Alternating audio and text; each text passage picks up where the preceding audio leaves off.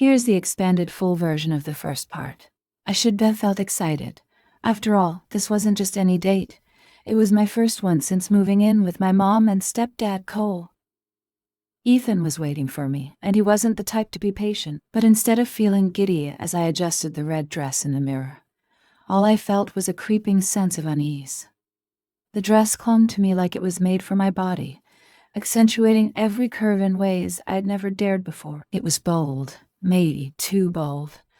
My reflection stared back at me, daring me to go through with it, to step out of my room and prove to myself that I could pull this off. The house was unusually quiet, the kind of silence that makes you second-guess every small sound. My mom was working late again, a fact I'd silently celebrated when I got home from school. It wasn't that I didn't love her, but her hovering motherly questions would have made it impossible to leave the house in this dress. And then there was Cole. He was supposed to be working late too. Something about overseeing construction deadlines. The thought of him walking in on me like this made my stomach twist. Not out of fear, but because I wasn't sure how he'd react. That uncertainty made my heart race.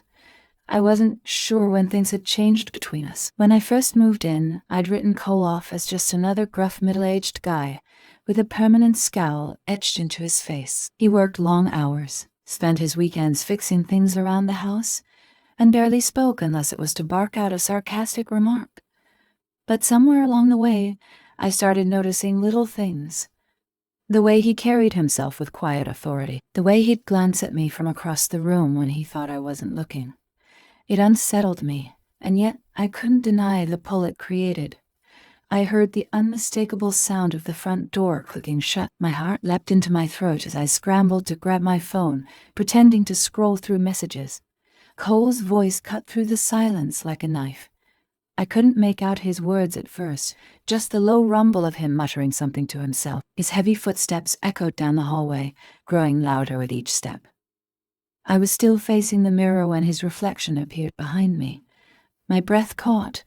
I hadn't even heard him come upstairs. He stood in the doorway, his expression unreadable, his eyes fixed on me. I felt like a deer caught in headlights, frozen, unsure whether to run or stay perfectly still.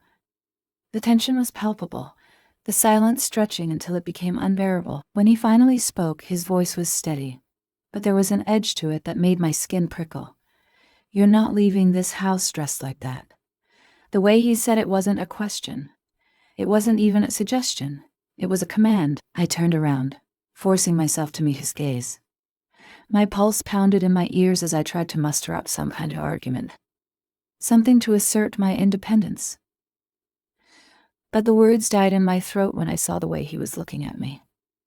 It wasn't anger. It wasn't even disapproval. It was something else entirely.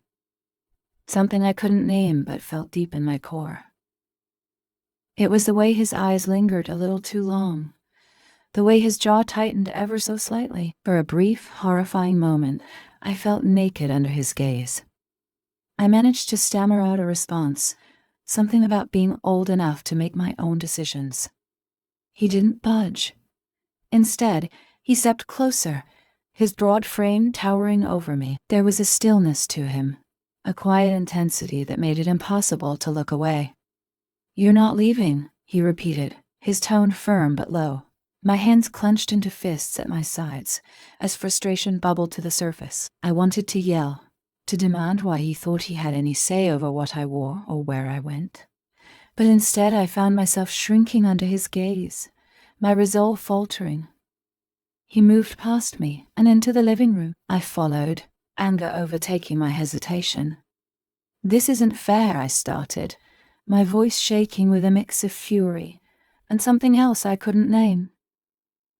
He stopped at the front door, and before I could react, I heard the sharp click of the lock turning. He slid the key into his pocket and turned to face me, his expression calm but resolute. "I don't care if you think it's fair. You're not going out like this." His words stung, not because of what he said, but because of the way he said it, like it was final. Like I didn't have a choice. I stormed back to my room, slamming the door behind me. My phone buzzed in my hand, Ethan's name lighting up the screen. The messages were coming in one after the other. "Where are you? Did you bail?"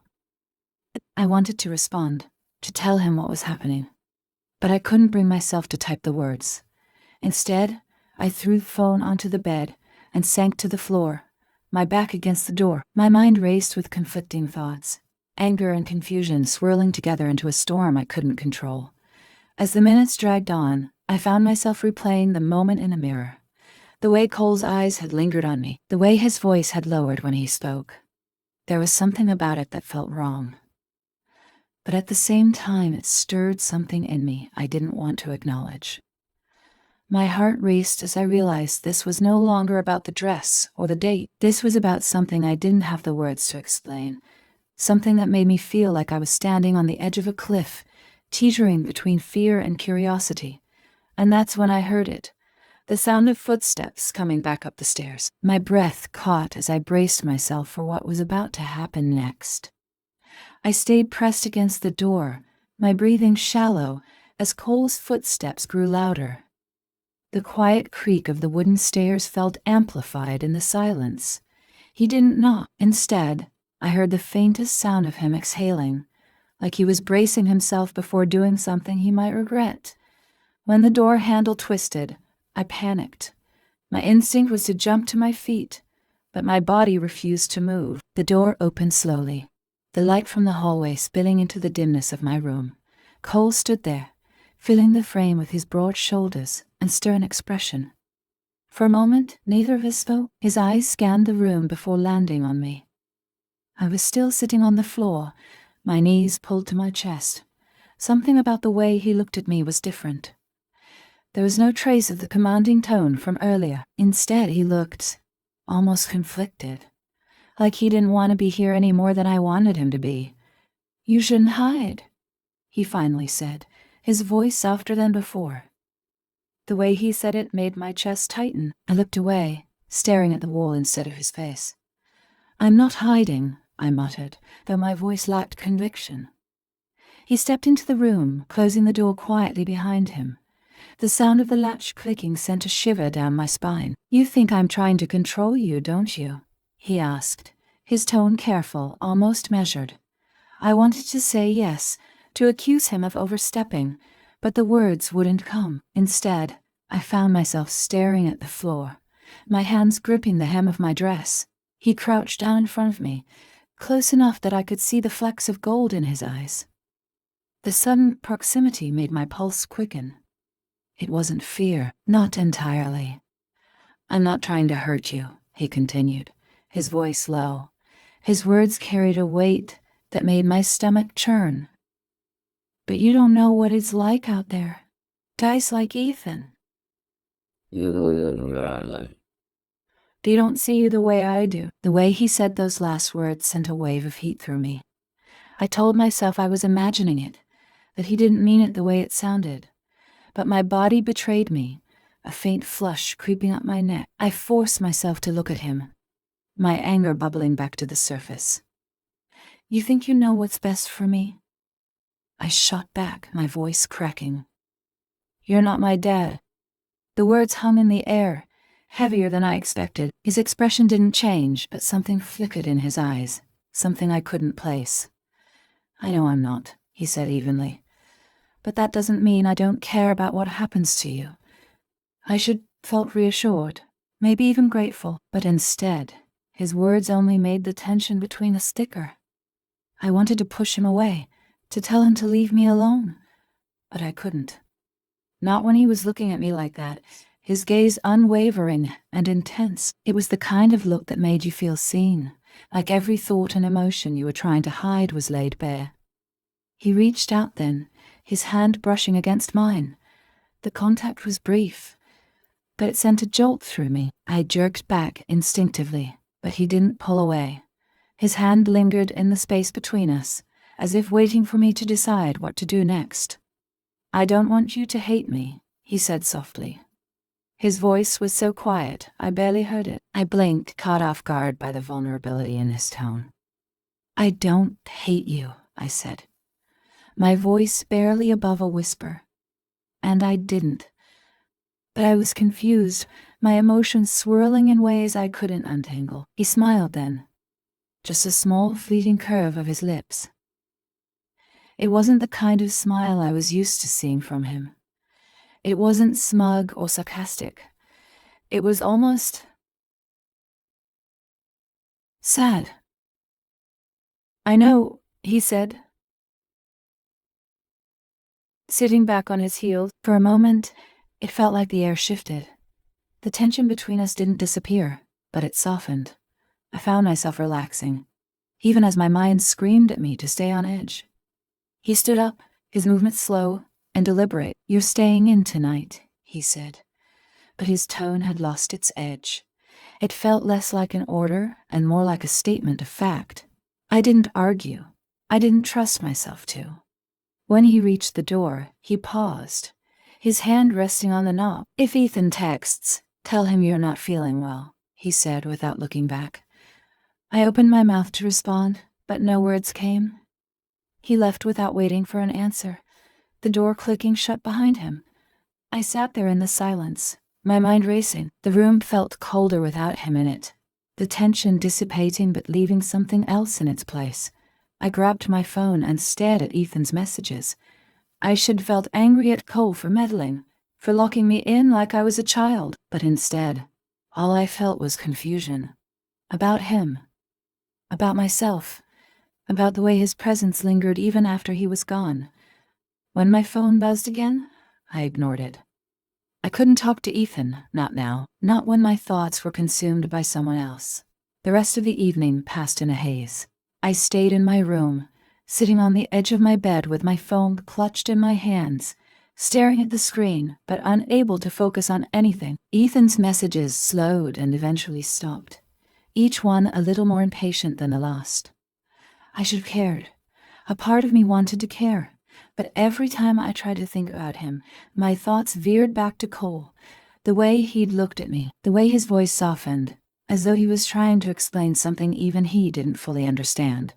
I couldn't shake the memory, no matter how hard I tried. I don't know how long I sat there before the sound of movement downstairs broke me out of my daze. Plates clinking. The low hum of the refrigerator door shutting. He was still up. Part of me wanted to stay hidden, to avoid whatever this strange tension was between us. But another part of me, one I wasn't proud of, wanted to see him again. I wanted to know if the look he gave me earlier had been real, or just my imagination. I stood up, smoothing down my dress out of habit, and padded quietly down the stairs. The house was dimly lit, the only light coming from the kitchen. Cole was standing by the counter, a beer bottle in his hand. He was leaning against the sink, his head slightly bowed, as though lost in thought. For a moment, I just watched him, unsure of what to say. The sight of him like that, so still and quiet, sent a ripple through me. He wasn't just my stepfather in that moment. He was a man. A complicated, unreadable man. I stepped into the light, and his head snapped up. His eyes met mine, and for a split second, something passed between us. Surprise, hesitation, something heavier. "You're still up," he said, his voice low and even. It wasn't a question, more like an observation. I nodded, unsure of how to respond. "So are you," I countered, my voice barely above a whisper. He gave a small shrug, lifting the bottle to his lips. "Couldn't sleep," he said simply. The silence that followed was heavy, but not uncomfortable. I stepped closer, my bare feet cold against the tile floor. I don't know why I didn't go back upstairs. Maybe I didn't want to. Maybe I was drawn to him in a way I couldn't explain. Either way, I stopped just a few feet away from him. I should let it go. I should have gone back to my room and pretended none of this had happened, but instead, I asked the question that had been burning in my mind all night. "Why did you lock the door?" My voice was steadier than I expected, but my heart was pounding so loudly I was sure he could hear it. Cole set the bottle down on the counter and turned to face me fully. He didn't answer right away.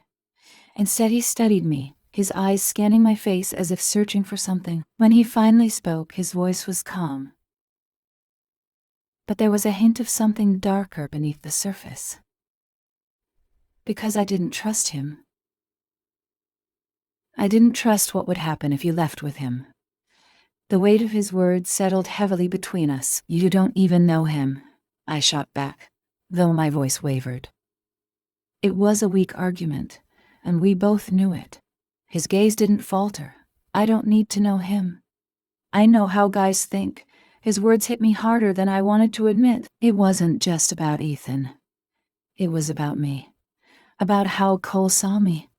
About how he saw us. You don't trust me, I said, my voice breaking slightly. That's what this is about. He took a step closer, closing the distance between us. His presence was overwhelming, his body radiating heat that made it impossible to think straight. That's not true, he said quietly. I trust you. It's them I don't trust. The way he said it, so sure and steady, made my breath catch. It didn't feel like a lie. It felt like the truth. A truth I wasn't ready to hear. For a moment, we just stood there. The silence between us crackling like static. I could feel the air shift, the tension pulling us closer, even though neither of us moved. His eyes softened, and for the first time, I saw something vulnerable in them. Something raw. I didn't mean to make you feel trapped, he said, his voice almost a whisper. But I couldn't let you go. Not like that. Not tonight. My chest tightened at his words. I wanted to respond, to something. Anything that would break the spell, but I couldn't. I was frozen, caught in the pull of his gaze. And then, as if realizing how close we'd gotten, he stepped back. The distance between us felt like a cold rush of air. You should go back to bed, he said, his tone firm, but not unkind. His eyes lingered on mine for just a moment longer before he turned away, grabbing his beer and walking out of the kitchen. I stood there, staring at the empty doorway, my thoughts racing. When I finally went back to my room, the house felt quieter than before. But the silence didn't bring me peace. It only amplified the storm inside me. I lay in bed, staring at the ceiling, replaying every word, every look, every fleeting moment between us. It didn't make sense. None of it did.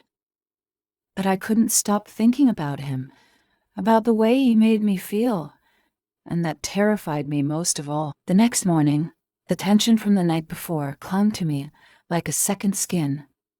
I woke up late, the sunlight spilling through the blinds and cutting across my bed in golden streaks. For a moment, I thought about staying in my room all day, hiding from him, from myself, from whatever it was that was happening between us. But I couldn't avoid him forever. My mom would come home later that afternoon, and she'd notice if things felt off. I needed to act normal, pretend that everything was fine, even if it felt like the ground beneath me was shifting with every step. When I finally came downstairs, Cole was in the kitchen, sipping coffee and scrolling through his phone. He didn't look up when I entered, but I could feel his awareness of me, the way his shoulders stiffened slightly as I walked past. I poured myself a glass of water, every movement feeling hyper-aware, like I was performing under a spotlight.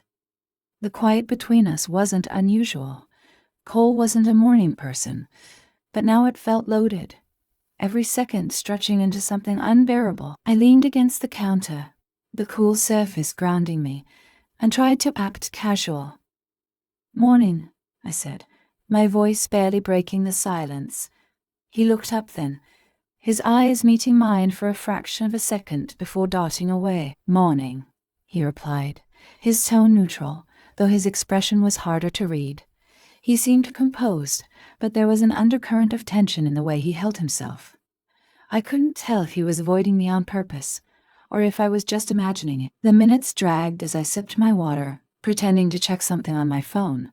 He moved around the kitchen with practiced ease, refilling his coffee and tidying up the counter. I should have gone back to my room, or at least tried to escape the awkwardness. But instead, I stayed. There was something about being near him that made it impossible to walk away, no matter how much my brain screamed at me to go. When he finally broke the silence, his voice was calm, but there was a weight to it that made me pause. "About last night," I froze, my pulse quickening. I wasn't sure what I expected him to say, but I knew it wouldn't be simple. He hesitated, his hand resting on the edge of the counter as he turned to face me. I shouldn't have locked the door. It wasn't fair to you. His words were careful, measured, but they didn't erase the memory of the way he'd looked at me, the intensity in his eyes that had left me breathless. I shrugged, trying to play it off like it didn't matter. "It's fine," I said, though my voice betrayed me. It wasn't fine. None of it was fine, and we both knew it. He studied me for a moment, his expression unreadable, before nodding slightly and turning back to his coffee. The conversation felt unfinished, but I wasn't brave enough to push it further. Not yet. The rest of the day passed in a blur. My mom came home around lunchtime, her usual cheerful chatter filling the house and breaking the tension, at least on the surface. I threw myself into helping her unpack groceries, cleaning the living room, anything to keep myself distracted. But even as I smiled and nodded along to her stories about work, my mind was somewhere else. It was with him, replaying every word, every glance, every moment that left me feeling more confused than before. Later that evening, after my mom had gone to bed, I found myself sitting in the living room. The TV was on, some mindless sitcom I wasn't paying attention to, the soft glow flickering across the room. I thought I was alone, but then I heard his footsteps.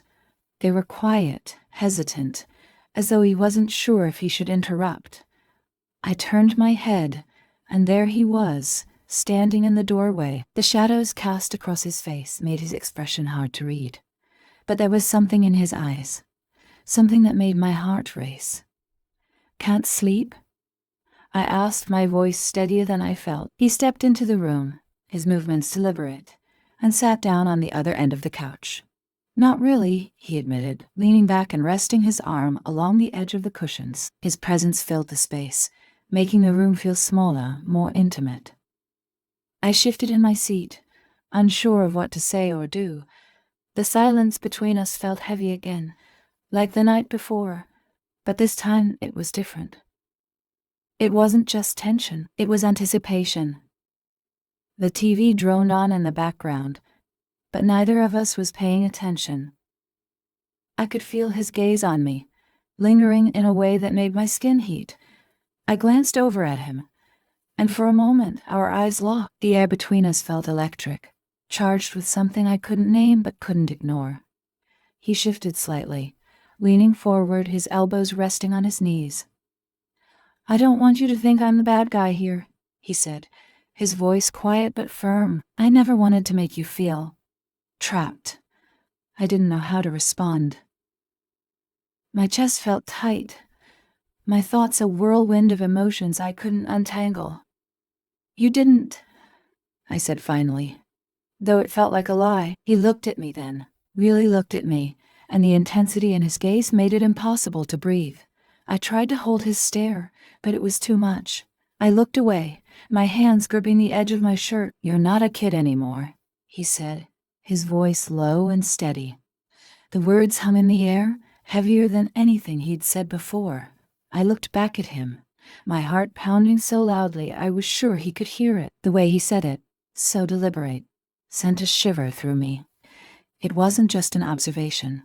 It was a realization, one that neither of us seemed ready to confront. "I should go to bed," I whispered, my voice trembling. He didn't stop me. He just nodded, his eyes following me as I stood up and walked away. But as I climbed the stairs, the weight of his words followed me, lingering in the air like a storm waiting to break. The night was quiet, but my thoughts were deafening. I lay in bed, staring at the ceiling, replaying everything over and over. The way he looked at me, the way his voice softened, the way the tension between us felt like it could snap at any second. It was like standing in the eye of a storm, knowing it was only a matter of time before everything around me unraveled. I should have felt guilty. I should have been disgusted by the way my heart raced when I thought about him. But instead, all I felt was a pull I couldn't resist. It scared me, how much I wanted to understand this, how much I wanted to be near him despite everything. The house was dark when I finally got out of bed. My room felt too small, too stifling, and I needed air. I crept downstairs, careful not to make a sound, and slipped into the living room. The moonlight filtered through the curtains, casting faint shadows across the floor. I thought I was alone, but as I turned the corner, I saw him. He was sitting on the couch, his head in his hands, his body tense. He didn't notice me at first, and I almost turned around and went back upstairs. But something stopped me. The way his shoulders slumped, the way he looked like he was carrying the weight of the world, it drew me in. "Cole," I said softly, my voice barely above a whisper. He looked up, startled, his eyes meeting mine. For a moment, neither of us spoke. The silence stretched, heavy and charged, until he finally exhaled and leaned back against the couch. "Couldn't sleep either?" he asked, his voice rough, like he hadn't used it in hours. I shook my head, stepping further into the room. The air between us felt thick, every movement deliberate, every second stretching into something I couldn't name. I sat down on the opposite end of the couch, leaving a careful distance between us. "You've been quiet lately," he said, his tone softer now. I glanced at him, unsure of how to respond. I could feel his gaze on me, waiting, searching. "It's nothing," I lied, though my voice wavered. He didn't push me, but the way he looked at me said he didn't believe me either. The silence settled between us again, comfortable and unbearable all at once. I thought about going back to bed, about ending this before it spiraled into something I couldn't control. But instead, I stayed. "I don't understand you," I blurted out, the words tumbling from my lips before I could stop them. He turned to me, his brow furrowed in confusion. "What do you mean?" I don't understand why you care so much," I said, my voice trembling. "Why you lock the door? Why you keep looking at me like that?" "Like what?" he asked, his voice quieter now, almost hesitant. "Like I'm more than just some kid," I said, the words barely audible. The room felt impossibly small as he leaned forward, his elbows resting on his knees. "You're not just some kid," he said, his voice steady but thick with emotion. "You haven't been for a long time." My breath caught, my chest tightening as his words sank in. I didn't know what to say, didn't know how to process the way he was looking at me now. There was no anger, no judgment, just a raw honesty that left me feeling exposed. "We shouldn't," I started. But the words died in my throat as he shifted closer, his movements slow and deliberate. "I know," he said softly, his voice barely more than a whisper. But neither of us moved away. The space between us felt charged, the air buzzing with something I couldn't ignore. My heart was pounding, my mind screaming at me to stop this, to end it before it went too far. But my body betrayed me, leaning ever so slightly toward him. When he reached out, his hand brushing against mine, I didn't pull away. The touch was electric, sending a jolt through me that made my breath hitch. I looked up at him, and for the first time, I saw the same conflict in his eyes that I felt in my chest. "This is wrong," I whispered, though my voice lacked conviction. "I know," he said again, his hand lingering against mine. But it didn't feel wrong, not in that moment. It felt inevitable, like we were two magnets being pulled together by a force neither of us could resist. When he leaned in, his movements hesitant, I didn't stop him. I couldn't. His lips brushed mine, soft and fleeting, like he was testing the waters. The world around us disappeared. The only thing that mattered was the way he made me feel. The kiss deepened, and suddenly, all the tension, all the confusion, all the unspoken words between us erupted. It was like a dam breaking, and I was caught in the flood, swept away by something I couldn't control. When we finally pulled away, reality came crashing down. My chest heaved as I tried to catch my breath, my mind racing with what had just happened. He looked at me, his eyes filled with a mix of guilt and longing. "We can't," I stammered, my voice barely holding together. "I know," he said, his voice thick with emotion. But the way he looked at me said otherwise. And deep down, I knew this wasn't over. The storm had broken, but the aftermath was just beginning.